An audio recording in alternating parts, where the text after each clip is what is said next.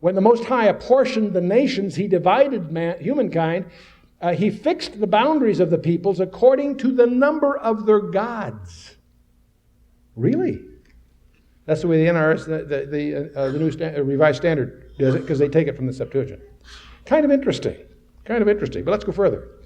One of the most interesting glimpses we get into that unseen world behind the scenes is in Daniel 10. Daniel 10 is a prelude to the climax of the book of Daniel, chapter 11 and 12, the big ones. But in Daniel chapter 10, Daniel is drawn into a time of fasting and prayer for 21 days. Interesting period of time. At the end of those 21 days, he's visited by a messenger. I'm not going to get into who the messenger is right now. There's some debates of exactly who. But the point is, he comes with a messenger. The messenger basically says to him that he has been trying to get through for 21 days. When you first started, I was sent. For 21 days, I was what we would call, in military terms, interdicted by some personage called the Prince of Persia. He's not talking about the King of Persia. He's talking about the spirit being behind the Persian Empire. This spirit being was able to intrude himself to prevent this messenger from accomplishing his mission. Now, there's a footnote to this that we don't know. It's conjectural, but it's interesting. You sort of assume that from the text that there's a linkage between the 21 days of fasting and prayer and the 21 days it took the messenger to get through, right? You sort of wonder, what would have happened if Daniel sort of broke off his fast after 19 days? I don't know. I have a suspicion that might have prevented the message from getting through. Well, gee, how come we don't have more messengers? Well, I don't know how many of you fasted for 21 days. And I'm just being a little flippant, but with a point, okay? Now, what this messenger goes on to say is that I'm going to give you these neat 2 chapters, 11 and 12, but as soon as I've done that, I've got to go back and fight this guy again. And after him, the Prince of Greece will follow. So there's apparently another spirit being that's behind the Greek Empire. What makes that kind of provocative, the Greek Empire surfaces in history 200 years after Cyrus and the Persians and all that. Now that's all there is. There's just this strange, murky, and then it goes on, the messenger goes on and gives Daniel an incredible 2 chapters. They're so incredible that the critics have had to late date them because they detail the history that follows later. Amazing. But it's an interesting glimpse. There's something going on behind the scenes. There's apparently a demonic personage called the Prince of Persia, Prince of Greece. You sort of wonder, is there a Prince of the United States? I think he's buckling at the knees at the moment, but we move on. Now, I want to take this to the personal level. There's another insight that's classic from the Old Testament that I thought would be kind of fun just to take a look at, and that's in 2 Kings 6. The king of Syria warred against Israel. He took counsel with the servants, saying, "In such and such a place shall be my camp." So the king of Syria is saying this in the privacy of his military councils, right? And the man of God, who incidentally is Elisha, sent unto the king of Israel, his buddy, of course, saying, "Beware that thou pass not such a place, for thither the Syrians are come down." And the king of Israel sent to the place which the man of God told him and warned him of, and saved himself there, not once or twice. In other words, this is a pattern. King of Syria lays out a plan. Elisha tips off the king of Israel so he can duck that ambush or whatever. Not just once or twice, it was a pattern, and obviously the king of Syria is upset. Therefore the heart of the king of Syria was sore troubled for this thing, for he called his servants and said unto them, "Will ye not show me which of us is for the king of Israel?" In other words, who's the mole? Who's the mole, right? One of the servants said, "None, my lord, O king, but Elisha the prophet that is in Israel telleth the king of Israel the words that thou speakest in thy bedchamber." This is the first recorded instance in the Old Testament of a phone tap. Okay? So, king of Syria now knows where to go. He's going to go after this guy. He said, "Go and spy where he is, that I may send him and fetch him." And it was told him, saying, "Behold, he's in Dothan." Therefore sent he thither horses, chariots, tanks, bazookas, whatever, and a great host. Little Missler translation there. And they came by night and compassed the city round about. So there's the little town Dothan, the Roswell of Judea or whatever, okay?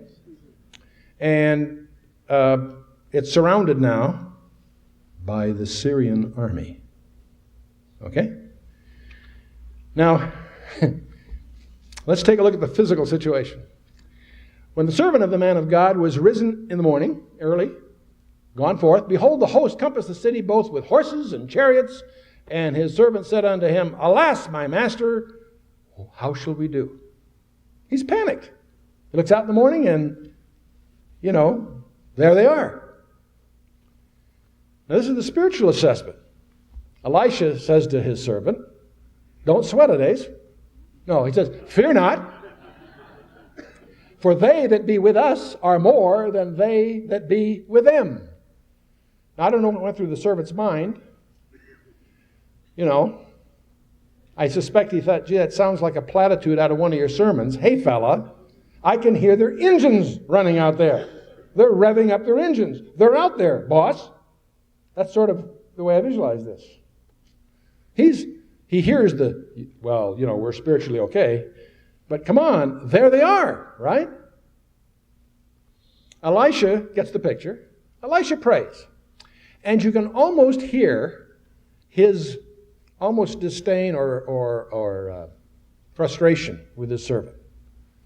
He says, Lord, I pray thee, open his eyes that he may see. Simple little prayer. And the Lord opened the eyes of the young man, and he saw, and what did he see? As he looked out there, of course, he saw all the Syrian armament. But he also saw the mountain was full of horses and chariots of fire surrounding Elisha. That's not a cliche. That's not a religious platitude inserted by some scribe. Holy Spirit put that there for a lot of reasons, not the least of which is to let us understand the part of the space dimension we see, we talked about that this morning, is limited. The Nachmanides in the 12th century concluded from Genesis 1 that we live in 10 dimensions. 4 are directly knowable, 6 are not knowable directly. That's his parlance out of the text of Genesis 1. The particle physicists today tell us that we live in 10 dimensions. 4 of them are directly measurable, length, width, height, and time. 6 of them, as they would put it, are curled in less than 10 to the minus 33 centimeters, and therefore are only inferable by indirect means. That's using expressions of vector calculus. So the point is, what Nachmanides did by doing his homework in Genesis 1, we've spent millions of dollars on atomic accelerators to learn the same thing. But all right, point is, you don't have to go to outer space or something to find dimensionalities that apparently are inhabited by beings. And I'm not assuming that the angels are outside the time domain. God is, they ain't. Okay? And I don't know how many of you had your first grade teachers told you about using the word ain't. It's a perfectly good Jewish word. Did you know that ain is a verb in the Hebrew? I wish I'd known that when I was in grammar school. But anyway. So what is our threat assessment? Paul tells us we wrestle not against flesh and blood, but against principalities, against powers, against the rulers of darkness of this world. Democratic National Party. No, I'm sorry. Yes, I'm sorry. I'm sorry, I didn't really mean to do that. Whitewater's not over till the First Lady sings, I understand.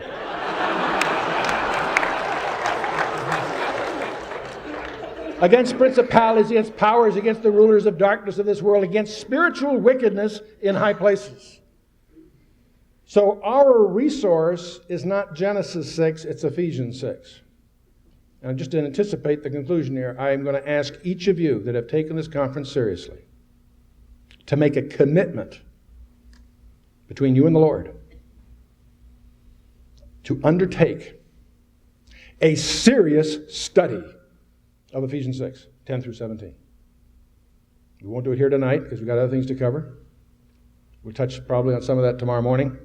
I have quite a Sunday morning service. I'll let the Lord lead. We'll see what comes, but I suspect we'll touch upon that unless the Lord shows me something else tomorrow morning at Calvary Chapel, Costa Mesa, or at Calvary Chapel at Roswell. But anyway, but make yourself a commitment. I don't think you can understand the Old and New Testament unless you understand Genesis 6. We covered that this morning.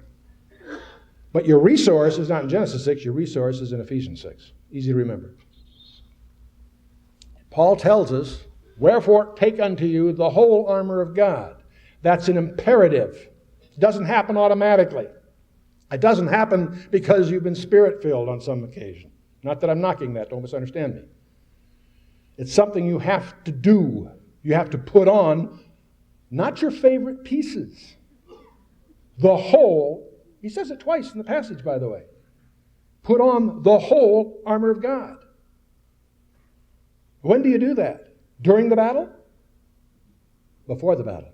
By the way, you're already on enemy turf, so think about it. Put on the whole armor of God. There are 7 elements. You need to understand what they are in order to put them on. If you don't do that, you are a sitting duck.